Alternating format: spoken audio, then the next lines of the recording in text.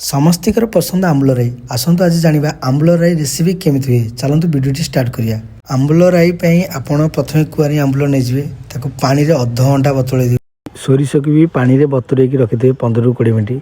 କୁଆରୀ ଆମ୍ବୁଲକୁ ଯେଉଁ ବତୁରା ହେଇଥିବ ସେ ପାଣି ଫୋପାଡ଼ି ଦେବେ। ତାପରେ ଚିନିକି ପକେଇକି ତାକୁ 15ରୁ 20 ମିନିଟ୍ ପୁରା ଚକଟିବେ ଭଲସେ। ତାପରେ ନଡ଼ିଆ କୋରେଇ ଦେବେ, ନଡ଼ିଆ କୋରାକୁ ଦେବେ। ନଡ଼ିଆ କୋରାଟା ପ୍ରଥମେ କାହିଁ ଦେଲେ ନା, ନଡ଼ିଆ କୋରାଟା ହିଁ ରସ, ତାର ଫ୍ଲେଭରଟା ହିଁ ବାହାରିବ। 10ରୁ 15 ମିନିଟ୍ ଏମିତି ଚକଟିବେ। ଦେଖୁଛନ୍ତି ନେଳିଆ ନେଳିଆ ଗ୍ରାଇଣ୍ଡିଙ୍ଗ ହେଇଛି, ଇଏ ହେଉଛି ପୋଦିନା, ଧନିଆ ପତ୍ର, କଞ୍ଚା ଲଙ୍କା, ଆମ୍ବ କଷି ଅଦା, ତାକୁ ପୁରା ଚିକଣିକିରି ବାଟିଦେବେ। ତାପରେ ପକେଇଦେବେ।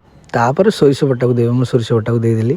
ତାପରେ ଚମନ ଖିସମିସ୍ ଦେବେ, ସେଇଟା ଫ୍ଲେଭର ମସ୍ତ ଲାଗିବ। ତାପରେ ଦହି ଦେବେ, ଆଉ ଦହିକି ଭଲସେ ଫେଣ୍ଟି ଦେବେ। ଦହି ଦେଇ ସାରିଲା ପରେ ଲୁଣ ଦେଇଦେବେ ଅଳ୍ପ, ତାପରେ ଚାଟ୍ ମସଲା ଅଳ୍ପ ଦେବେ। ତାପରେ କଡ଼େଇ ବସି ଘିଅ କିମ୍ବା ତେଲ ନେଇଯିବେ, ତାପରେ ଶୁଖିଲା ଲଙ୍କା ପକାଇଦେବେ, ତାପରେ ଫୁଟଣ ଅଳ୍ପ ଦେବେ, ତାପରେ ଭୃଷଙ୍ଗ ପତ୍ର ଏମିତି ପକାଇଦେବେ। ତାପରେ ଏପଟ ସେପଟ କରିଦେଲା ପରେ ତାପରେ ଛୁଙ୍କ ଦେଇଦେବେ। ଛୁଙ୍କ କେବେ ଭୁଲିବେନି ଆଜ୍ଞା, ଛୁଙ୍କଟା ମେନ୍ ଜିନିଷ। ଛୁଙ୍କ ସାରିଲା ପରେ ଧନିଆ ପତ୍ର ଦେଇଦେବେ।